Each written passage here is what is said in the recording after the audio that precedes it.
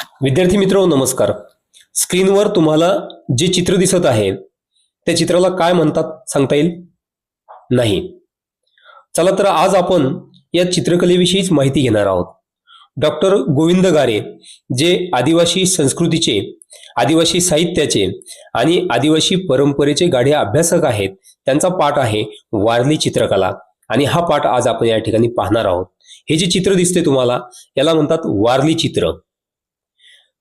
विद्यार्थी मित्रो, आपली जी भारतीय संस्कृती आहे हे विविध कलांनी समृद्ध झालेली आहे. या सर्व कलांमध्ये त्या संस्कृतीचे प्रतिबिंब पडलेले दिसते. निसर्गाशी नाते जोडणाऱ्या व जगण्याकडे सकारात्मकतेने पाहणाऱ्या वारली चित्रकलेविषयीची माहिती आज या पाठामधून आपण पाहणार आहोत. महाराष्ट्रामधील आदिवासी लोकांची आदिवासी कला असलेली ही वारली चित्रकला मानवी जीवन कसे समृद्ध करते हे सुद्धा आपल्याला या ठिकाणी शिकायला मिळणार आहे. लेखक या ठिकाणी म्हणतात की भारतीय सांस्कृतिक जीवनाच्या समृद्धीमागे आदिवासी कलेचा मोठा आधार आहे. नागरी संस्कृतीच्या प्रभावापासून मुक्त, परंपरागत चालत आलेले निसर्गप्रेम, सहज उपलब्ध साहित्यातून झालेला उत्स्फूर्त आविष्कार म्हणजे आदिवासी कला, असे या कलेचे सोपे साधे समीकरण लेखकांनी या ठिकाणी मांडलेले आहे. म्हणजे नागरी वस्ती, शहरी वस्ती आणि खेडे वस्ती, आदिवासी वस्ती यामधला जो फरक आहे तो फरक आपल्याला या ठिकाणी प्रकर्षाने जाणवतो. महाराष्ट्राला आदिवासी कलांचा समृद्ध वारसा लाभलेला आहे. त्यात वारली चित्रे, लाकडी कोरीवकाम, मुखवटे, मृन्मूर्ती, धातुकाम, पाषाणमूर्ती, वाद्य, शिकारीची विविध साधने आणि इतर कलात्मक वस्तू यांचा समावेश होतो. आदिवासी कलांचा हा वारसा निश्चितच वरच्या दर्जाचा आहे.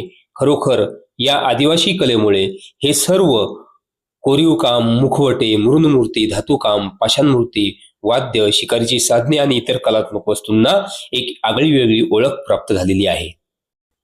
लेखक म्हणतात की आदिम कलेची मूळ बीजे वारली चित्रकलेत विकसित झालेली दिसतात. वारली प्रदेशात छोट्या छोट्या पाड्यांतील घराच्या कोडांवर व भिंतींवर चौकोन त्रिकोणाकृतीचे अनेक चित्रे काढलेली असतात. वारली चित्रकलेचा परिपोष संस्कृती, परंपरा व परिसरातील निसर्ग संपत्तीचा आधार घेऊन झालेला आहे. त्यामुळेच वारली चित्रकलेत धार्मिक विधी, लग्नविधी, दैनंदिन जीवन व लोकजीवन चितारलेले दिसते. त्यात आजूबाजूचा परिसर, परिसरातील पशुपक्षी, वृक्षवेली, नदी नाले, डोंगर, पहाड, वने, जंगले, नृत्ये, घरदार, शेतीचे विविध हंगाम, शिवार, जत्रा इत्यादी विषयांना धरून भित्तिचित्रे रेखाटलेली दिसतात. लेखक म्हणतात की तुम्हाला वारली चित्रकला समजून घ्यायची झाल्यास वारली लोकांच्या छोट्या छोट्या वस्त्यांवर फिरून लोकांना बोलते करावे लागते आणि त्यांच्यातील कला आविष्काराचा शोध घ्यावा लागतो. तांदळाच्या पिठात पाणी ओतून त्या द्रवाने बांबूच्या काड्यांनी रंगवलेली पांढरी शुभ्र वारली चित्रे लहान मुलांनी काढलेल्या चित्रांसारखीच वाटतात, परंतु चित्रांचे आकार मात्र निसर्गातून प्रेरणा घेऊन तयार झालेले असतात.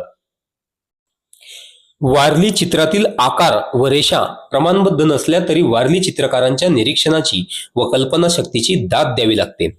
कलेचे कोणतेही शास्त्रशुद्ध शिक्षण घेतलेले नाही तरी सुद्धा या लोकांनी इतकी अप्रतिम चित्रे त्यांना सुचली तरी कशी, असा प्रश्न पाहणाऱ्याच्या मनात निर्माण होतो. रंगाचा अतिशय कमी वापर, उदाहरणार्थ तांदळाचे पीठ, गेरू, काजळी, हळद, कुंकू, रंगीत फुले व झाडांचा चीक यांचा उपयोग ते चित्र रंगवण्यासाठी करतात. चित्र काढण्यासाठी साधे रफ स्केच देखील तयार करत नाहीत. सुचतील तसे आकार ते गुंफत जातात आणि तयार होतो एक आगळा वेगळा आविष्कार, वारली चित्रकला. रोजच्या जीवनातील त्यांच्या चित्रात त्रिकोण, चौकोन, वर्तुळ हे मूलभूत आकारच असतात. चित्रात जी उभी रेषा रंगवलेली असते ते असते आपले शरीर. त्यांच्या चित्रातील झाडे पहा. वारली चित्रकार ही झाडे रंगवताना नेहमीच मुळाकडून वर शेंड्यापर्यंत रंगवतो. अगदी सहजपणे त्यातून झाड वर उगवण्याची भावना प्रकट होते. मात्र अन्य चित्रकारांचा विचार आपण जर केला तर अन्य चित्रकार झाड काढताना त्याच्या नेमके उलट म्हणजे वरून खाली रेषा काढतात. वारली लोकांच्या मते खाली भूमीकडे जाणारे म्हणजे मृत्यूकडे नेणारे नकारार्थी जीवन असते, मात्र भूमीतून वर उगवणारे म्हणजे जीवनाचा विकास साधणारे उद्योन्मुख जीवन हे वारली चित्रेकरेतून आपल्याला पाहायला मिळते.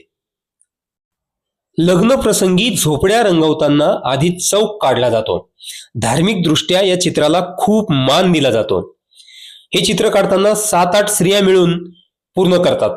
लग्नाच्या आदल्या दिवशी मांडव असतो, त्या दिवशी हे भित्तिचित्रे चितारण्याचे काम केले जाते. धवलेरी ही आदिवासींची पुरोहित समजली जाते. धवलेरी स्त्रिया लग्न लावण्याचा विधी पारंपरिक पद्धतीने पार पाडतात. वारली संस्कृतीत भित्तिचित्रांतील रेषाकृतींना आगळे वेगळे महत्व असते. वारली चित्रकार भौमितिक आकाराची चित्रे काढत असतात. चंद्राच्या गरगरीत वाटोळ्या आकारातून त्याने गोल घेतला. पानाच्या आकारातून त्याने त्रिकोण अंडाकृती आकार घेतले. पाकळ्या आणि फांद्यांच्या आकारातून बाक आणि वळणे घेतली. चंद्रकला व इंद्रधनुष्य यातून त्याने कमान व अर्धवर्तुळ पाहिले आणि पक्ष्यांच्या भराऱ्या व माशांच्या पोहण्याच्या निरीक्षणाने समांतर व उभे आडवे रेषांचे आकार तो शिकला. जवळजवळ असलेले 5 तारे पाहताना ते एखाद्या रेषेने जोडले गेल्याचा आभास निर्माण होऊन त्याला पंचकोन मिळाला.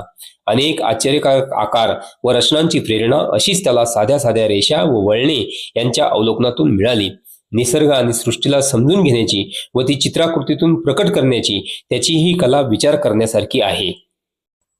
वारली चित्रकला आता हळूहळू सर्वांना आवडू लागलेली आहे. म्हणून लेखक म्हणतात की वारली चित्रकला आता वारली समाजाच्या बाहेर पडली असून तिचा वापर सर्वत्र होताना आपल्याला दिसतोय. आजकाल T shirt, sari, kurta, bedsheets, पिशव्या, पर्स, भेटवस्तू, भेट कार्ड यावर वारली चित्रकला आपल्याला रेखाटलेली दिसते. घराच्या भिंती, घराची अंतर्गत सजावट या देखील वारली चित्रकलेचा मोठ्या प्रमाणात वापर आपल्याला पाहायला मिळतो. वारली चित्रकलेमुळे महाराष्ट्राची मोहोर देशभरात नव्हे तर परदेशातही आता उमटायला लागलेली आहे.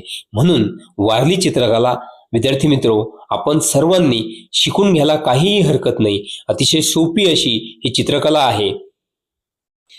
त्याचबरोबर निसर्गाशी आपण नातं जोडायला हवं, जगण्याकडे सकारात्मकतेने पाहायला हवं आणि वारली चित्रकलेमधून आपल्याला जी सकारात्मकता पाहायला मिळाली, भारतीय संस्कृती पाहायला मिळाली, त्याचं जतन आणि संवर्धन करण्याची जबाबदारी ही आपण सर्वांची आहे.